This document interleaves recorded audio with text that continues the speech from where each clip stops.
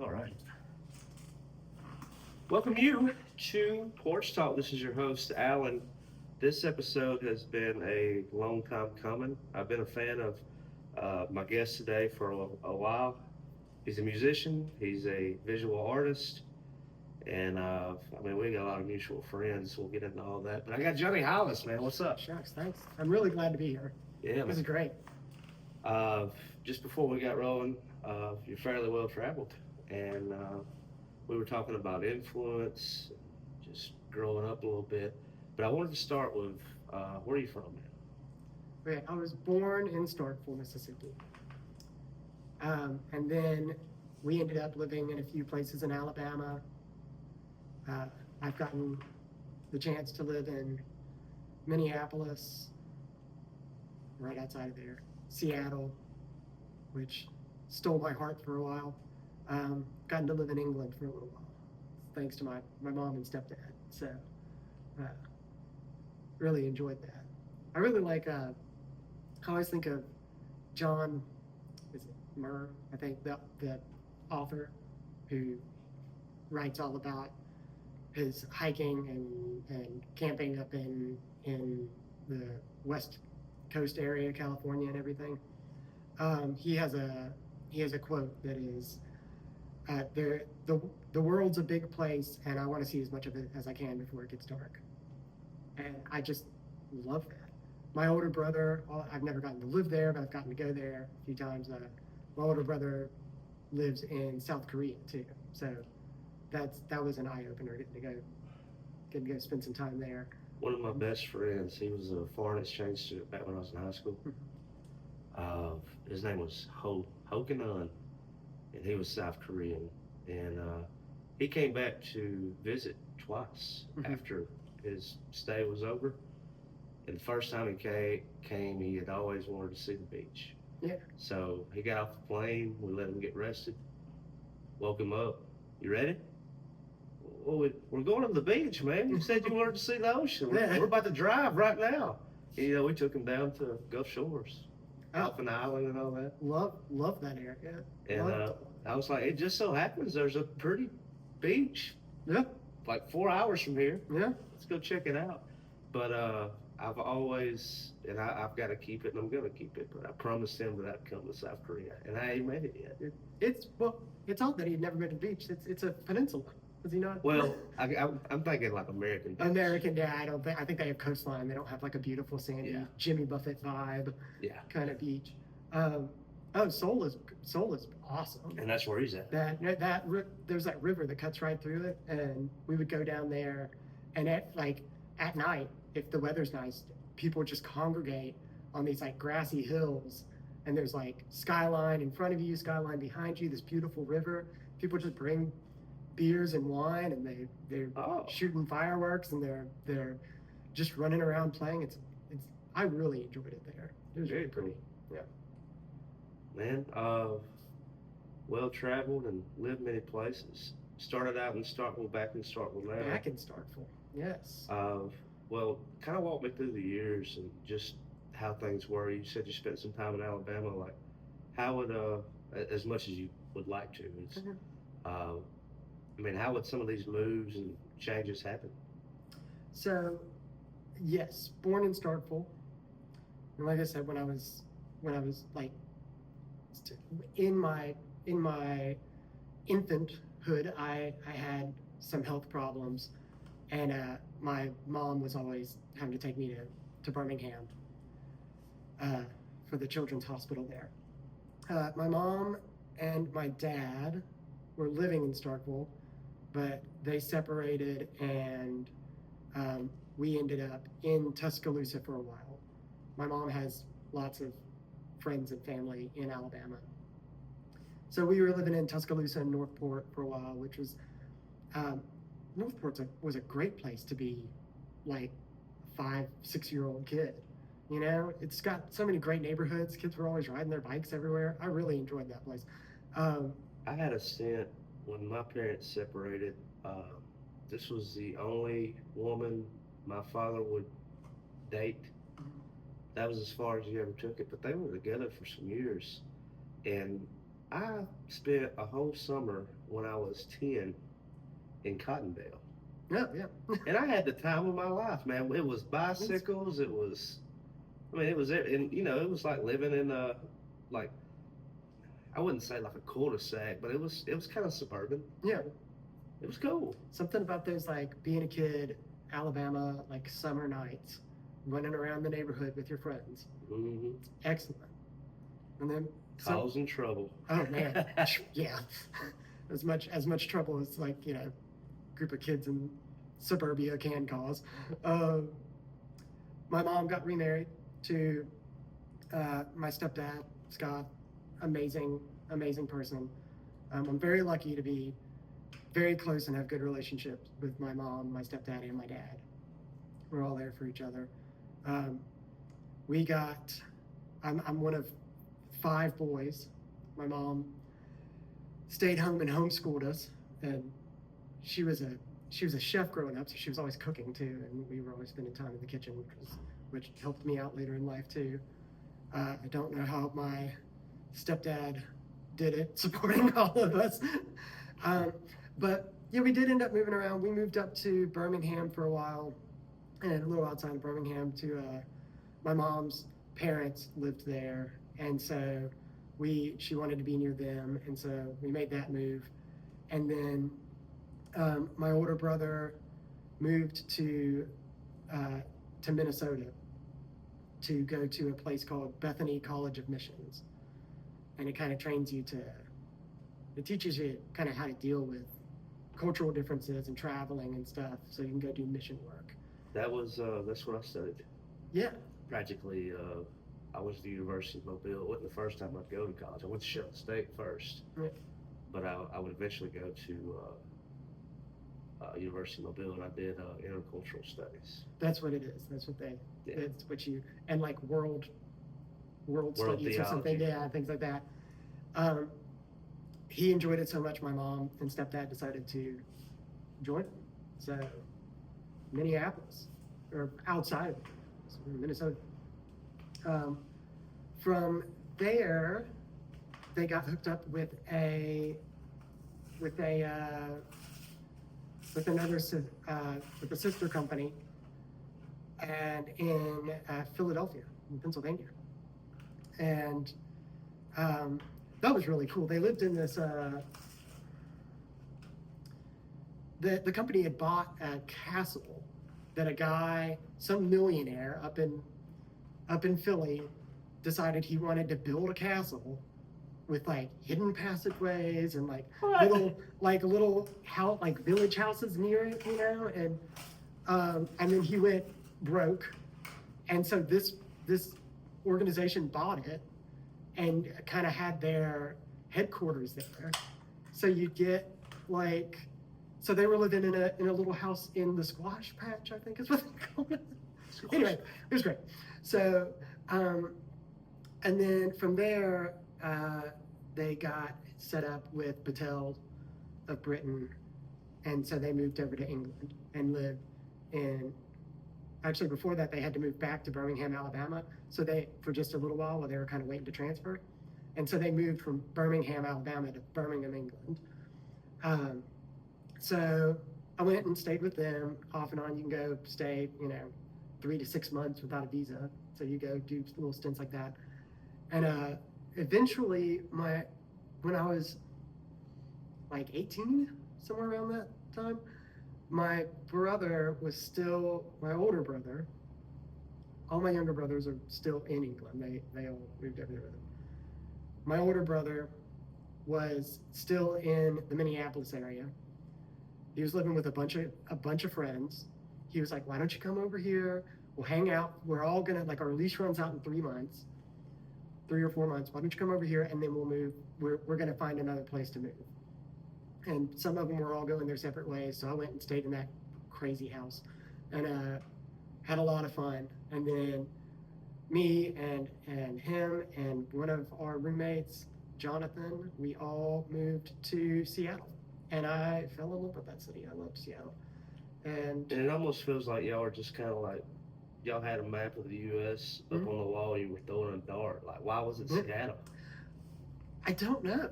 You Just know, felt right, huh? Josh just thought it was a cool place, and you know, it does have a lot of, you know, we were really into, you know, I've always enjoyed running around outside, and you've got the water right there, you've got mountains nearby, you've got, I mean, there's a rainforest, you know, a few hours drive away. It's a West Coast, so it's fun. It's a nice, fun city to go to. Weather's nice. I love gray, rainy weather, and so that was good for me. Music and art scene was good. Started playing coffee shop gigs and stuff there. Really, some of my first paid gigs were in Seattle, and um, yeah, really enjoyed that. Like I said, saw some good concerts there, Yeah. like Death Cab and Jenny Lewis and the Watson Twins and all of them. Ben Queller would come and play at the Showbox. Um, really enjoyed that. Eventually moved back to Starkville because my dad had always lived there. Figured I should probably spend time with him too. And I have family there and friends there, and moved back and kind of been there since. I mean, we still go visit everyone, and because they all just live all over the world, and so. But yeah, Josh my older brother Josh ended up leaving Seattle to go to South Korea, which is how we were talking about that. That's how I ended up going there, and he's teaching English as a second language there, enjoying it. That's what Married, I was gonna do. kids, having a good time. And with like the second or third biggest, most densely populated city in the world, you don't run out of stuff to do there. Yeah. So now I'm Starkville bound and Yeah. have thoroughly enjoyed the music and art scene there. It's such a good community. Thanks to places like Munson Brothers that support music and artists. Yeah, man. I just with Munson Brothers. I'm happy to be a part of it, and I'm glad that Munson cares about the arts like he does. Mm-hmm. We didn't have to just. Have you seen the new stage yet? Yeah, I was there for a couple of weeks ago. I was there for Oktoberfest. We went. Good grief! It's nice. Did you go to any of the? Did you go to the Friday or Saturday? I was in the alleyway cooking. Oh, okay. But brother, I'll tell you, and I don't know if it's because I'm older or if it's just like the size and how many people was there. I walked into the garden, like to the cusp of it, and I was like, I think I'll go back to the alley. Yeah, it was crowded. It was crowded. I'd run into we went because the night before I'd run into Drew Diekman. Okay. Yeah, he was playing Friday night. Yeah, and he was telling me he was going to play. We were talking about gigs, and I was like, oh, I need to come to that. I haven't been there in a while. And he was like, hey, I just don't think I'm going to see any Starkville people because of the drive. And so I did. We saw him, and he came up, and we were talking. And it's like, yeah, see, you're worth the drive. Yeah. Man, I'll tell you, they put on a show.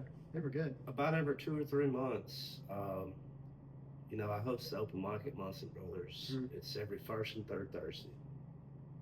I wish we had it like Dave's. That's one thing I don't support Dave's open mic as much as I should, even considering I could walk there from my house. Yeah. I'm not there ever, and that's not okay. But about every 2 or 3 months, start with people like they'll carpool and they'll come out and play it. And man, it's like Columbus. I was like, a lot of times, because you'll look out in the crowd, and like the way that I gauge this area, and if you're doing a good job, is if somebody's pulls a phone out to record. Yeah. Yeah. When you see the phones coming out, you're on to something. Yeah. And those Starkville people get up there and start playing. The phones come out, and they're like, you know, who is that? And I was like, dude, they played here 2 or 3. You know who they are. Yeah. It's like you just forgot. Yeah. I was like, and by the way, you could see them pretty often if you would just drive over to Starkville. That is not a bad drive, but it's not a bad drive. It's like what, 20 minutes or so? Yeah. Straight shot. Yeah. Yeah, I'm like you. I live about a block away from Dave's, and I just, like we were saying, I just have a hard time, you know, going out these days. If I'm not, you know, if I'm playing music, then I'm there because I don't have to socialize very much. I can just focus on the guitar and not have like that social anxiety that comes from just trying to find someone to sit and talk to. That was Yeah, we call the Oktoberfest the alleyway at Munson's. It's past 2 years, like I've done all the cooking and everything. Love being back there. You can still hear everything. You hear all the music, and I get to hear the things that I want to hear. And people just kind of trickle in back there and hang out. And Mhm. we call it the dark web. Oh yeah, yeah.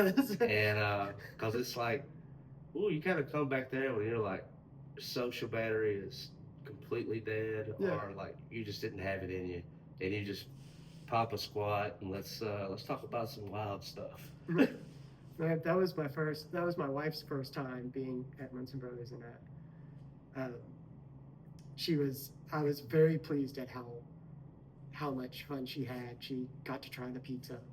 She loved that, of course, because it's like the pizza's really good. You know, everything y'all do is good, but it's something about that both places because I've gotten to play outside there and inside, and if it's like two totally different. it's so great because outside you're on that stage, you're like standing up, you can like run around, and they when it's like fall or winter time, there's you got like fire pits going and stuff, and everyone's just really enjoying being out there. Inside, it's real cozy. If it's like raining outside, it's like real intimate. Mm-hmm. You hardly even need an amp or anything.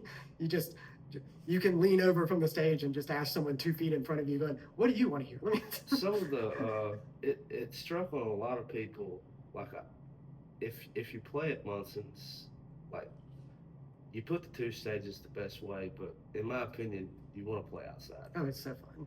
Playing outside it's way better, and it happened like it was rainy, and whoever I had playing that night was playing inside, and they called me and they were upset about it. Yeah. It's like I don't want to. I was like, well, I don't have another option unless you want to play in the rain. Yeah. I'm sorry. And then they call me after they get done playing because I was like, just give it a chance, give it 100%. I think you'll enjoy it. And they called me after. It was like, that was kind of like a listening room, kind of intimate kind of thing, and everybody was, for the most, they listened, and I didn't feel like I was background.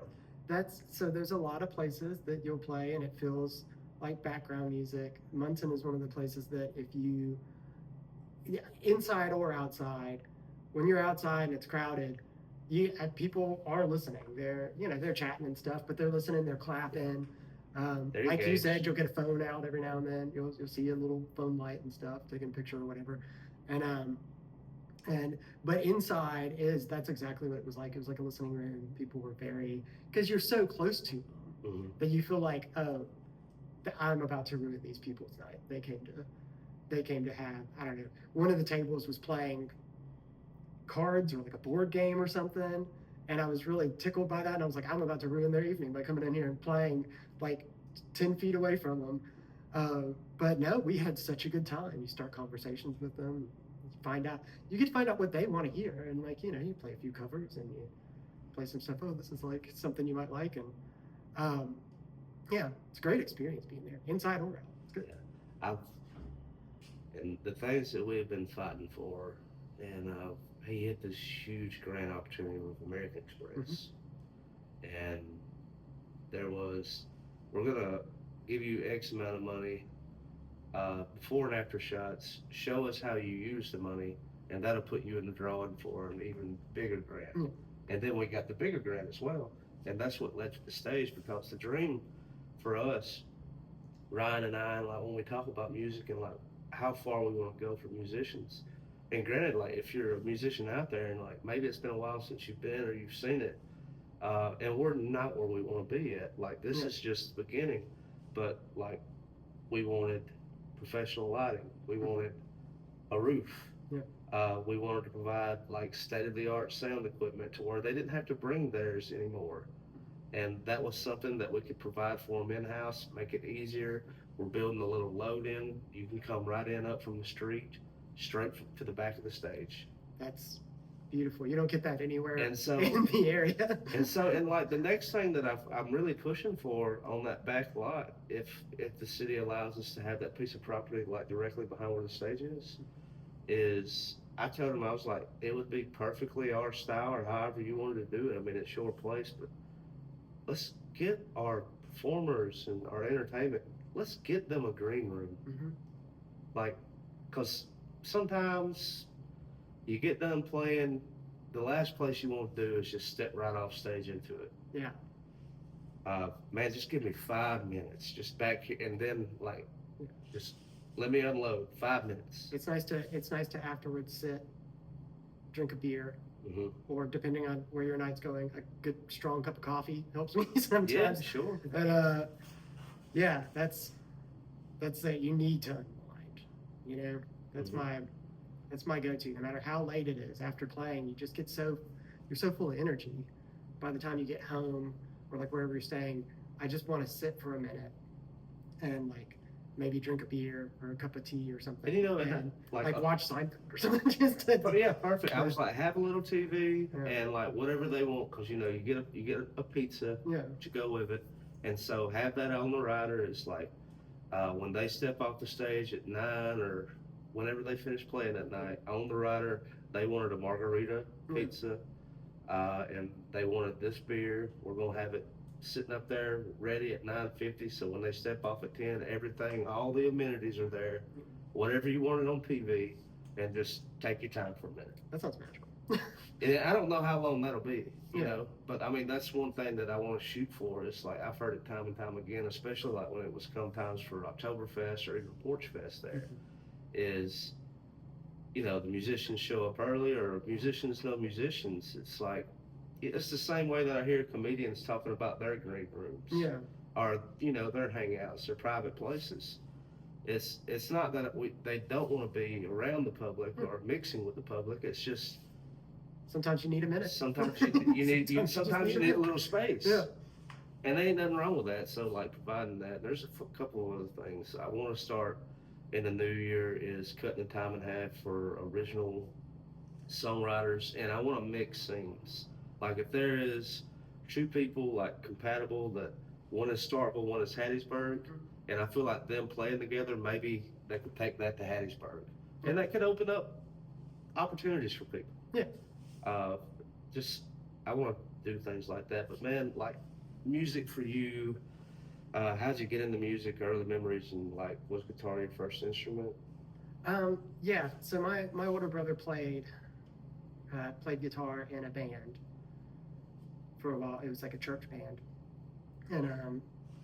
and he bought me my first guitar, and it was a Johnson, you know, and I just kind of started fiddling around on that, and I was like I said, like maybe 15 or 16, and I started trying to learn some music and stuff, and I just didn't know enough about music in general. I wasn't listening to, I was just listening to things that were on the radio. I wasn't buying CDs or anything, and so. But that kind of got me. You're 16. You've got a guitar. You got your driver's license. I'm gonna drive down to Walmart and buy some CDs and just see what's on things, And I went and picked out the ones. The main people I had listened to growing up was my stepdad had a Paul Simon tape, and he is still he's just my favorite. I just love some Paul Simon. And then my dad he was a big Jimmy Buffett fan. So we would drive when we'd meet up, so I could go visit. So Josh and I could go visit our dad. The first half would be in the car with Scott playing Paul Simon, and then we'd get in the car with my dad parrot headed up. And so but that was pretty much the only like kind of music I heard outside of church and stuff. And so I went and I was like, well, I kind of know some of these CDs. So, I bought, Abbey Road, and I bought, Back in Black, and just all the starter ones that everyone should know anyway. I'm ready to rock. Yeah, and so Abbey Road. Well, kind of more singer-songwriter. Yeah, I think that's. And then of course I dove into obvious singer-songwriter stuff. Folk stuff was just my jam. So I was going, Paul Simon, Bob Dylan, Van Morrison, all these guys, and so that was kind of it for me. Started playing, kind of kept it up, and then when we started moving like when I was up in Minneapolis, that was when I started going like, I've got some songs that I've kind of had ideas for. And I had a friend actually in Starkville who she was also kind of starting to do songwriting. And so her and I would like record things and like, we didn't have like smartphones or whatever. We would just record things on on like our computer and stuff and then like email it to each other. And so we were bouncing song ideas off each other. And by the time I left, I had learned enough songs and written enough songs to where when we got to Seattle, like I was playing little coffee shop gigs, and there was a place called the University Tea Room, which is just like a tea house coffee shop, and I'd go there and play for a good hour and a half gig, and then there were other little coffee houses, bars, and stuff. And How so, would you? Oh, go ahead. I'm sorry. oh no, and then that's where I started gigging, and then you meet other musicians and you learn from them, and they go, oh man, you would like this guy, and then you're in a place where there's like music and stuff happening everywhere. So, and then you move back to Starkville. I moved back to Starkville, and there were people I met Drew Blackwell, and he was like really my first roommate, and him and I would just play gigs together, and you meet all the musicians there and keep going, and then every now and then you go, I need to stop just playing at the same places I'm playing, and so I would do these stints where I'd book gigs up in Nashville or Memphis and like in places like Alabama and Georgia and stuff like that, and you could always get a gig down in New Orleans and stuff, and so I was doing that, and yeah, that's just kind of how it goes. You just kind of grow, and then you start to realize that, I mean, before that I had realized music this is my therapy. This makes me feel like myself more than like anything. Like when I'm playing music, I am just so in tune with myself and feel like I feel like a part of the world and the universe around me, and when outside of that, I usually feel pretty awkward. You ever like during that time of like just getting out of a scene you've been playing for a while? You mentioned like, well, let's go play a show over in Nashville or Memphis or Birmingham. You ever go by a pseudonym? By what? Like just don't even go by your name. Just make up a name and then like you got some music friends. Let's say if you were playing the Nick in Birmingham. Yeah. The music crowd's gonna be there.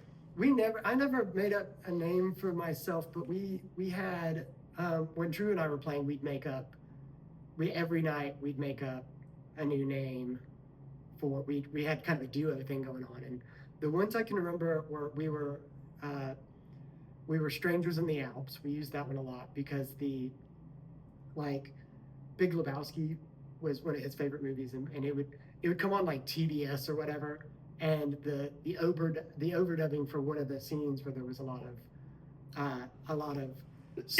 of swearing.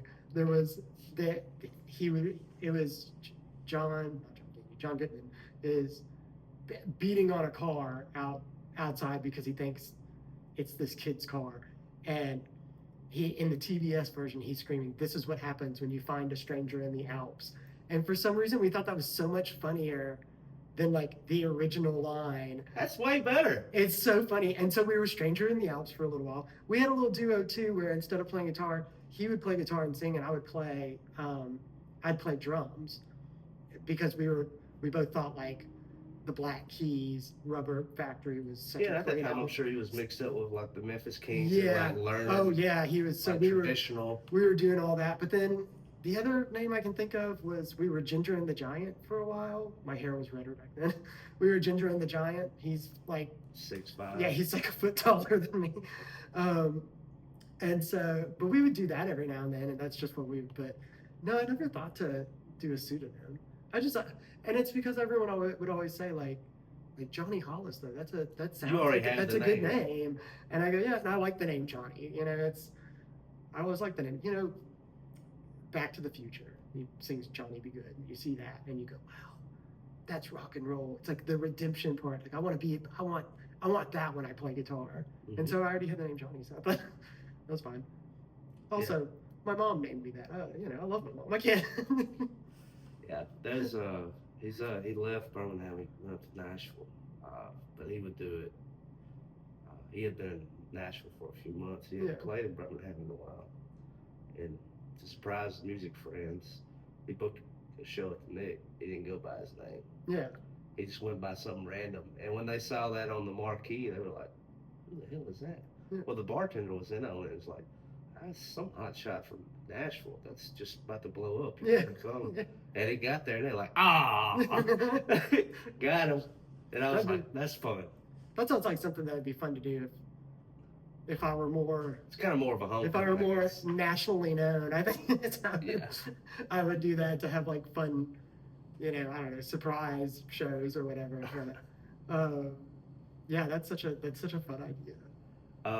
Well, just as far as influence and like just your personal taste, and I think you've kind of hit on it a little bit. I'm gonna guess like the journey as far as like going down the rabbit hole of like a Ben Folds or Def Cab or Brett Dennen. I mean, I'm sure that would start in Seattle when you were meeting other songwriters in the coffee shops and exchanging music.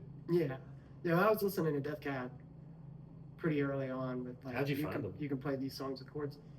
I think I had a friend give me a CD. I honestly don't remember, but I had bought a DVD. They had a DVD out that was like a documentary of it was a documentary of their tour when they had just come out with Transatlanticism. And I loved that documentary because it's Ben Wallace and Ben Gibbard just talking over stuff. And then they have like concert footage and just footage of them backstage and in the van and traveling. And but just listening to Ben Gibbard's voice is so soothing when he's like talking or singing.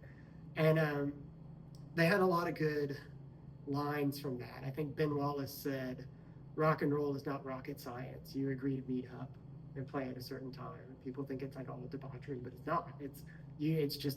It's a business, and you show up. And if you're lucky enough to do that at any capacity, then you're lucky."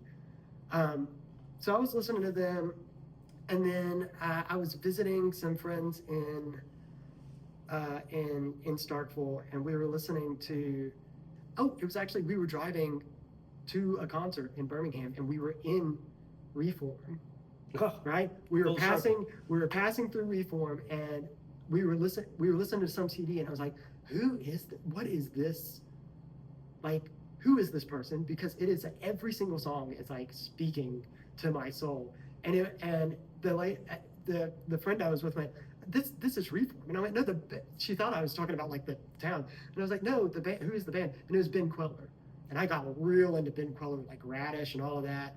And started like anytime he would come anywhere near I was like living, I would go see him. And so like so yeah, and then from that you learn other stuff, like you mentioned Ben Folds. I loved Ben Folds, and we all went through our phase where we were singing along to Brick and like and other influences have always, like I said, folk stuff always gets me. I loved James Taylor and Jimmy Buffett was always. I always liked him. Van Morrison, dude. Van Morrison. That's some good driving music. And then you get, like I said, Ben Queller, Brett Dennen, like some modern people that I've been listening to. Ryan Adams. Ryan Adams was huge. I wanted to go, and dude, I had my mouse on the icon. I wanted to go see the anniversary show at the Ryman when he was doing Heartbreaker. Yeah. And you speak about that. Like you were talking about Ben Wallace and Gibbard, like just overdubbing the documentary. Is on Heartbreaker, the opening of that album is one of my favorite tracks, like period. With Ryan Adams, An Argument with My Friend. Yeah. And it's just like 30, 45 seconds, but it's just them like, this is how it should say. No, it's gonna. And I was like, that's it. And it goes back to your little quote about it's not debauchery. It's just two people trying to get to the same place to make music. Ryan Adams is my wife and I listen to a lot of Bryan Adams. We love him. We always say we don't listen to. This is not a dig on her at all. But we don't. 1989. Yeah, I think Taylor Swift is a pretty fantastic songwriter, but like it's not my style of music. And his cover of that album is ridiculous. It's so I covered great. 2 of 1989 songs in his style. Yeah. Like that Welcome to New York. Oh, see, mine is almost every gig I play, I have to play his version of Blank Space. Blank Space is good. It just cracks me up. And so you're talking about the intro to that ride to Heartbreaker. I'm gonna throw another kind of folk guy out there. I'm gonna think of the album name. I'm Wide Awake It's Morning. Connor Oberst. Hey, yeah. You listen to that? Taylor Hollisworth used to tour with him. Oh, dude, come on. Yeah. See that he is also a phenomenal songwriter. But that album, you put that on, and it's him. There's not even music playing. It's just him telling a story about being on a plane, and then like the music starts playing, and then that song comes on out, and then that whole album is ridiculous. Yeah, you don't It's turn so the track. good. Yeah, no, not at all. And it's Just let it go. it's so beautiful, and that's so yeah, just anything in that kind of realm I've probably listened to. And then I'm And a you big like cover 80s and 90s fan. the only Flaming Lips song I like. Oh, I saw them live once, and I had heard that song before but never associated it with them. Yeah, because it's so different from They the came catalog. and played it, and they played it near the end of their set, and I was watching them, and I was like, these guys are wild. He came out, and he had the big hands. He had like a big eyeball helmet thing on, and I was like, this is fantastic. I am enjoying the I show. always hear you And then they gotta played see that. the Flaming Lips to Yeah. get it. Yeah, and I really enjoyed that. And then they came out and they played You should Shimmy, the Battle of the Tiny Pink Little Robots, whatever it is. Yeah, that song I really enjoy. I like that one. Georgia Graham, Lee Graham's wife. She plays acoustic gigs every now and then. I heard her play that song and I went, I'm totally stealing that song. Because she made it sound so beautiful, and I was like, it was like tugging at my heartstrings. Well, and that's one thing. Like each time I get to see you live, and that like when I book you, is I always also try to be there to see it. Is when you do a cover or your set, is you do a good job of making the song yours, and usually it's a lot. It's tempos, Yeah. and even like what I would say is like you got a way about you play guitar is I can hear the guitar and I know who it is. You wouldn't even have to like I know your guitar. I know how you sound. I appreciate that. That is, and that's hard to achieve for a lot of people. That's a true compliment. I appreciate that. That's I really do believe this. I'm going to bring up another musician quote. John Mayer, very early in his career, who I also love. Huge hand. Every album, different genre. Different genre, always shredding though. So great. When he was kind of starting out, he had a quote that was, someone was asking him how he found his particular sound, and he said, I think that musicians find their individual sound by failing to sound like who they want to sound like.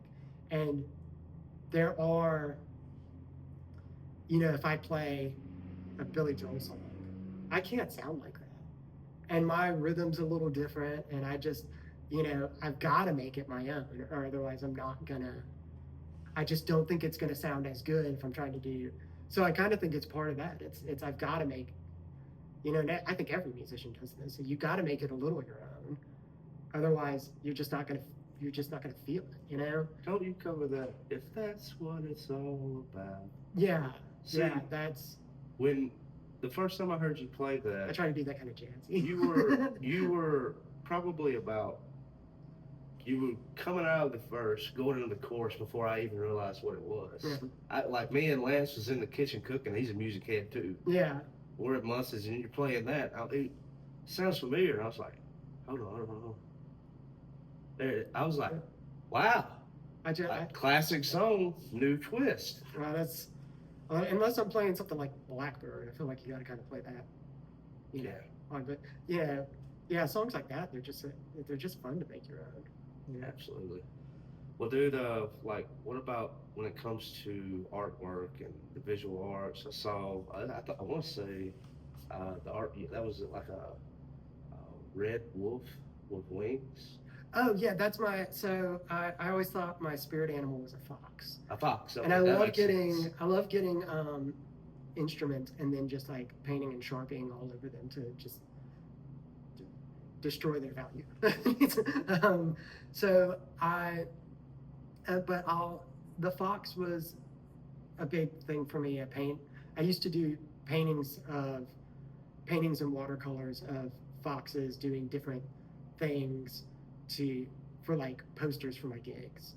So like um, the Gemstone over in Amory, I think. I played there and I painted a fox sitting at the Gemstone bar having a beer. And uh, and Mike liked it so much that he asked me to bring it because he wanted to frame it and put it up.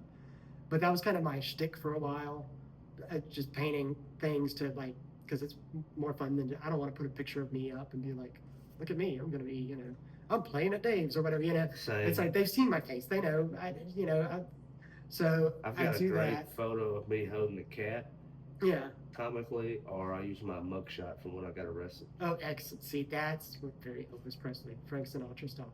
Um, so the Fox on that guitar is because I was painting foxes on guitars that I had, and my favorite gigging guitar, we lost it when we had a house fire a long time ago. We had a house fire like 7 years ago or whatever. And unfortunately, we lost pretty much everything in it, all the music gear and everything. And so then when I saved up and bought another guitar, I decided to paint another fox on it, and I thought this would be fun if it was like a phoenix fox rising from the flames. Okay, that makes Because I had to take a break from gigging because I didn't have any equipment, and then I finally bought one. And as soon as I did, I started texting people going like, "Give me a set somewhere. Get me on anywhere. I have been itching to play." And so I was like, "Oh no! Before I do, I got to paint something on this." And so I painted that fox. And that happens a lot. Rising out of the I flames. feel like hindsight, like with house fires or just fires in general, uh, was that like insurance lapse, or it just would never like those things were never claimed, or do you think it would have made a difference? Well, we claimed them. Something got into the wall or something and chewed on wires, and it burned from the inside, but it did burn everything.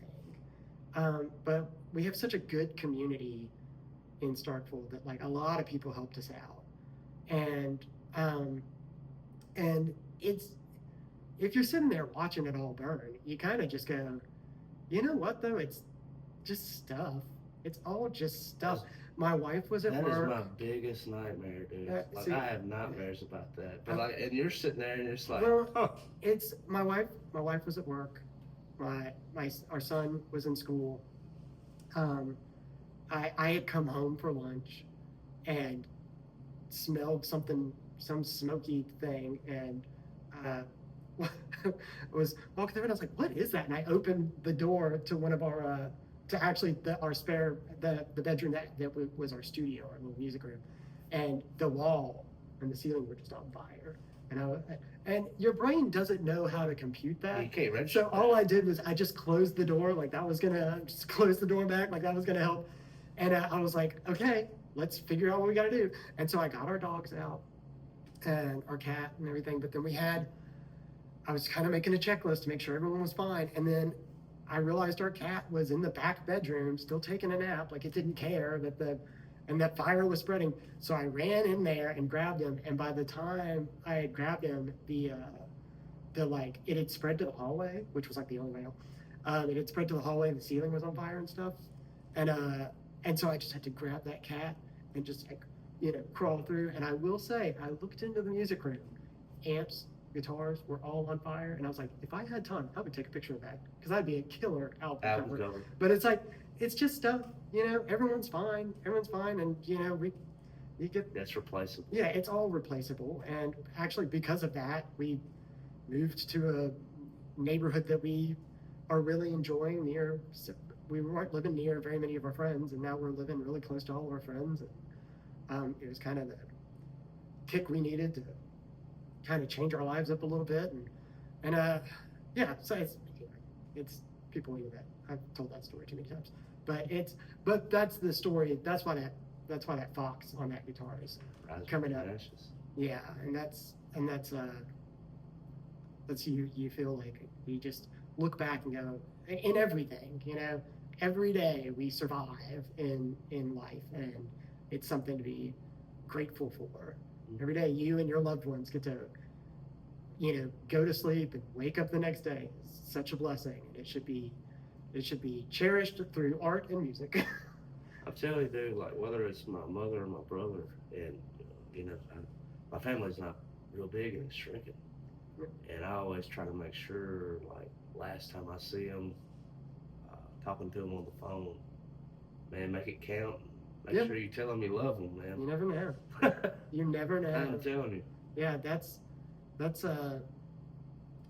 my my family does that. My wife's family does that. Like the first thing they do when they get on the phone is if her dad calls her, the first thing he says he goes, "Hey sweetie, I love you," and that's how they end. That's how they start and end everything. And I think it's beautiful.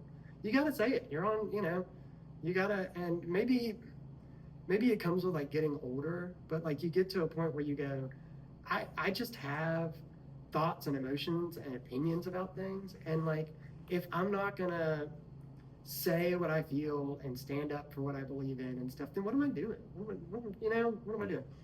And so, yeah, tell them you love them. Paint a picture of them. Write them a song.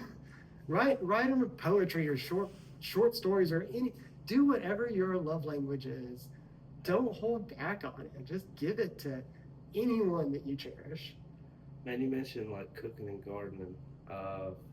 You mentioned that your mother's a good cook. Oh yeah, that's right.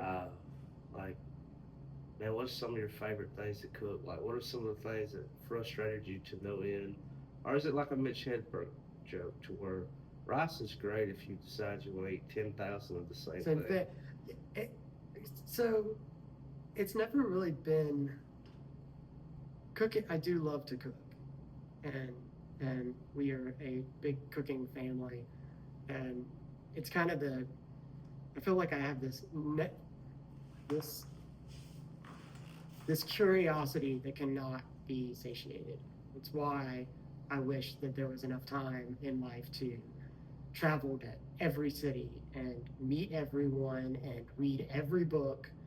They release more music every week on Spotify than you can actually listen to in a week's time. You're never going to get to listen to every, rock and jazz album that you want to. So with cooking, it's the same. I want to try all of it. I want to try everything. That's like going to visit my brother in Korea. You go, I don't care what we do, where we go to eat. Please don't think this might be a little too intense for him. I want to try it. I don't, whatever. And so cooking was always a joy because growing up, it was being in the kitchen with my mom and all my brothers, and we're just a rowdy, loud bunch. And, it just reminds me of that. And it's more of a soothing thing than anything. But then you also, you have friends and family, and you want them to have a good, healthy life, and you want to nourish them, however you can. And so cook for them and then try out recipes. And that's what we do. We like to make, our favorite thing I think to make is we like to make things from scratch. Like we make a lot of breads. We like to make bread and try different types of bread recipes. And, sometimes we'll treat ourselves by making pasta from scratch because that's just so much more fun. Gets the kitchen a little dirty, but it's kind of worth it. And we cook, just anything. And now my wife is so great because now it's not just me making decisions. She goes, we need to make we haven't had steak and Guinness pie in forever. Let's do it. Right on. Man, that's something that we do here every Saturday. And it goes exactly what you say is, I've got that grill, and every Saturday morning I wheel it out, and I'm gonna put Kaneka or hot dogs, hamburgers. Especially it's football season and it's Saturday. And granted, like this business and the way it runs, sometimes the people that come in here need something to eat. Yeah, yeah, that's yeah. They need to get a little grease on their belly. But on top of that, it's that let me love on you a little bit. Yeah. Let me nourish you, and also it is proof of concept. I'll show you the rest of the property when we wrap up, but um, I own it all the way to the street, back street. I want to privacy fence that in, build a little stage, and get me like one of those little Amish homes you probably saw when you left as you was coming into Yeah, town, yeah. and do whatever I need to do with the health department. And I would like to cook in the back. Yeah. And I would have picnic tables out there, places for people to sit, and you could have a date here. There'd be music here, Yeah. things going on. But I want to do good food at a reasonable price, and like I was thinking, gourmet hot dog. Like it's a hot dog, sure, but a solid hot dog that is worth it, $6. You get the good Um, ingredients, you know. Mm-hmm. Real deal, like good stuff. Do great hot wings. And then I would like to do on Fridays and Saturdays is a good steak and potato for $16. Yeah. It's incredibly affordable. We got a good price on the meat. We can afford to do this. Yeah. Like, come, you and your lady, come have a steak and a potato, man.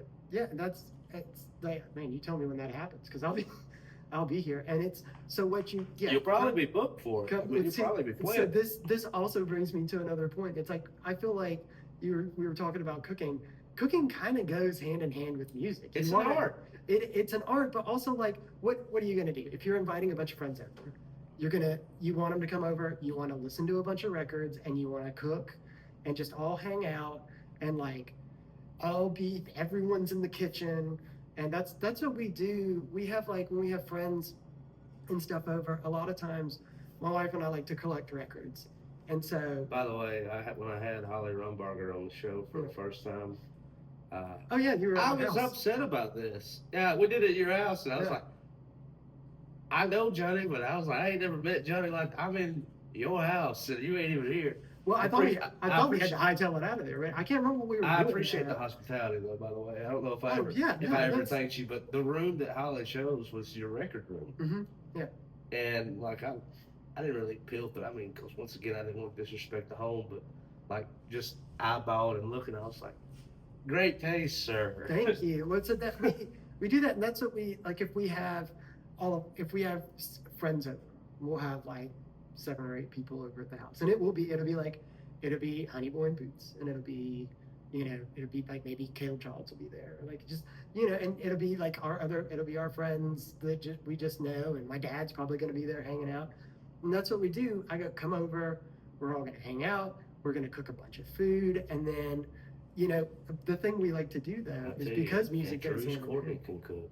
Oh, they. I'm sure Drew can jam. Oh, too. Drew, yeah, he's good too. And that's what's fun. Is we're all in the kitchen, and his sisters live right like around the corner from us, so they come over, and what we do though, because music and food goes hand in hand, and I kind of got to a point where I was like, you get people over and you got all the records, and you're like, okay, I'm gonna make sure to pick the cool records so people know. No, why am I picking records? So when people get there, I go, A to Z from here, and you saw there was some like over in this corner and that corner. It's like A to M, and then like N kind of starts over in that bookcase, and then like Q is over here on this wall for some reason, and I say find a record you like and throw it on a stack, and then we have like a stack of like 8 or 9 records, and then that's what we're listening to throughout the night, and so that way everyone gets something that they're real into, and so it really relaxes the vibe. Everyone's real happy, and we're all just being goofy and cooking and I laughing. have a record I want to gift you before you leave today. Oh man, I think you'll like it. I appreciate it. I think it'd be perfect for you.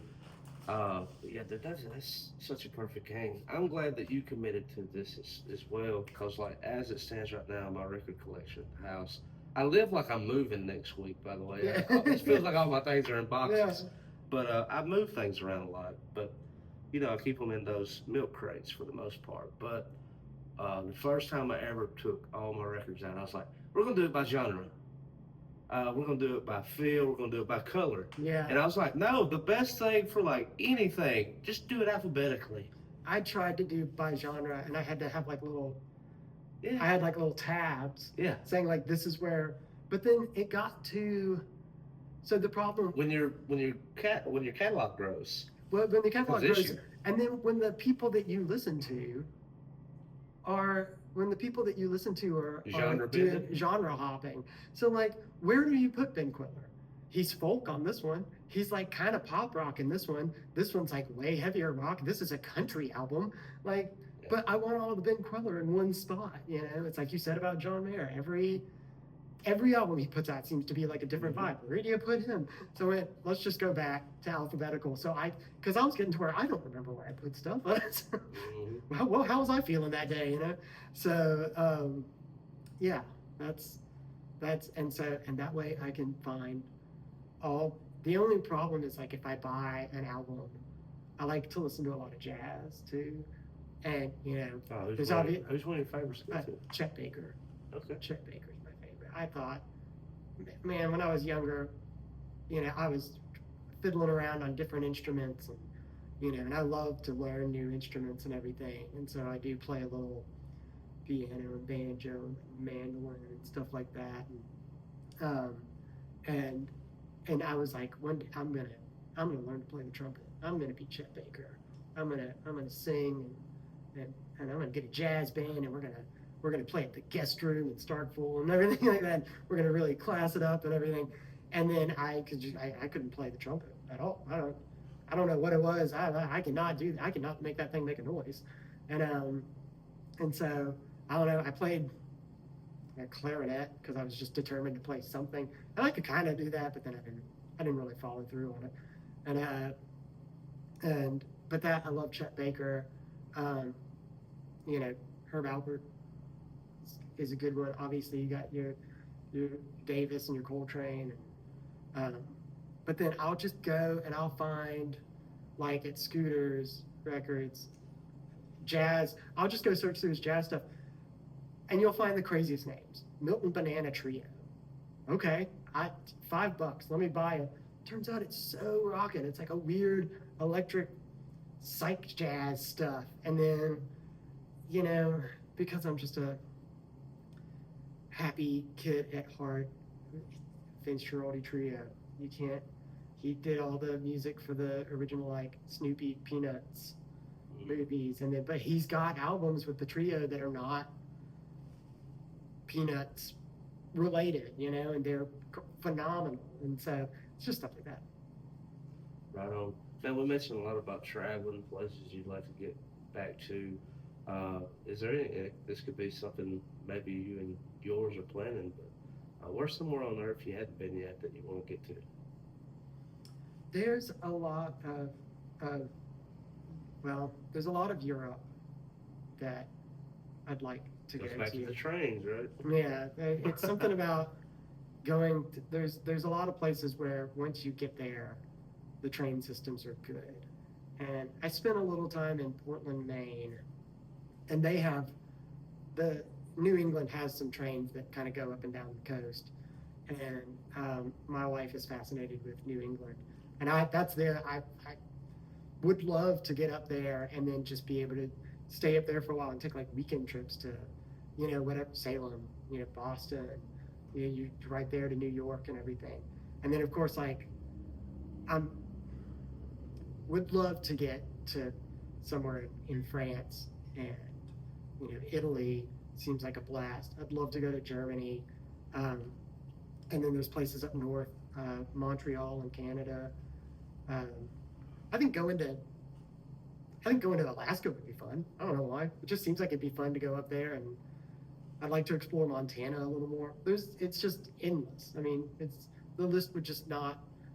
I'll tell you somewhere we went. The last time we were visiting my family in England, we took a trip. They had rented an Airbnb in Wales, it's like, if you're in London, it's just west of London. You know, it's its own little area, but it's all connected to the UK. You know, and I don't know what I was expecting. Well, I really thought it was just going to be kind of like more England. You know, I really thought it was just going to be more like being in Birmingham or London. And that Wales was. I would love to go back there. That was the most beautiful place I've ever been. I felt like I was in. They have mountains and beautiful lakes and rivers that run through it, and it's all basically coastline. And you're like seeing these gorgeous mountains, like you're on the set of Lord of the Rings, and then like you do a 180 and you're facing the Irish Sea, and it's just amazing. And I would love to go back there. But I mean, the places that I would love to explore that I've never been, it's just, yeah, name a place. Yeah, A big Anthony Bourdain fan, you know, read all his books, and it makes you want to just go somewhere. Yeah. You know, but I'd be open to go pretty much anywhere. Man, I tell you, you ever get a chance, go to Viña del Mar, Chile. All right, I'm there. We were down there on a mission trip. We were down there 2 weeks. We're in Santiago. We were doing in Chile.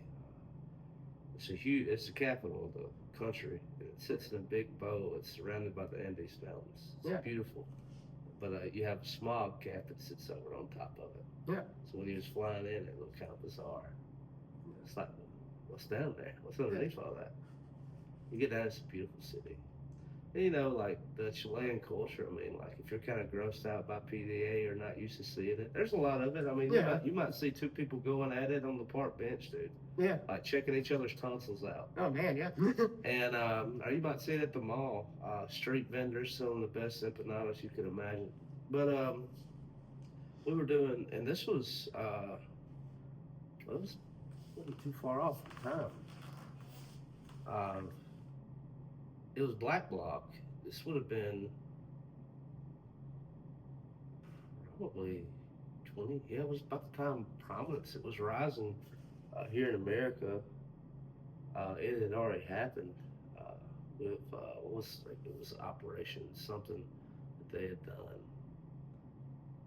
This was right after the Bush administration, going into the first Obama. It was during the housing market crash of 2008, 2009. I don't remember what that was. It's neither here nor there, but it was Black Bloc. It was what we now know as Antifa in Santiago, Chile. I had my fiance at the time. We were down there. We were doing college mission work, and in the city of Santiago, there are probably over 100 universities. Not to the scale or size of what a small town like this would have as a high school or a elementary school, but we were walking down the street, and it was me, my fiance, and I had 2 or 3 other girls with me. I was leading the group from one college to another, and just 5, 6 people came out of nowhere in Black Bloc, just like completely blacked out, and threw a Molotov cocktail. And I was like, gosh, let's go this way. Yeah. What's going on? What are you doing? If you didn't see that, you don't need to see it. We're going back to the hostel. Yeah. We're going back like where we know it's safe. I don't know what's going on today, but we're not going that way. Yeah. And but on our days off, man, we got to go to Viña del Mar. We got this Greyhound bus just out of the city to the coast, and these Spanish castles would sit on the coastline. Yeah. And it was just like you would imagine in like your favorite fantasy, or just like how you've seen it in your mind, of these just Spanish castles sitting overlooking the coast. There's these lighthouses on these rocks. God only knows how the person, he's probably stuck out there for months. That's probably where he lives. He's just out there in the harbor. Yeah. And it's just, man, it was just some of the beautiful sights. And we saw these like sea lion coves. Yeah. These huge sand dunes, and it was the first time that I'd ever seen the Pacific in person. Yeah. It was incredible. I learned a lot on that trip. Just they were obsessed. They were going to college. They thought that American students went to college for free. Yeah. And like we were all college students during that time. Yeah. And we were like, nothing could be further from the truth. We did this thing called a student loan. Yeah. And it's like you could go bankrupt and it won't leave you. Like you could die and it's going to be given to your brother. Someone else, yeah. Yeah, I just read that, I think it was BBC, did an article about Highway 7 in Chile. It's like the highway that goes to the end of the world. Mhm. It's, like the mountains and then beautiful, like, Dude, seascapes and just everything. it's incredible, yeah. Man, can we take a quick, Yeah. Yes. just a second? Absolutely. We'll restart it. Unthoroughly.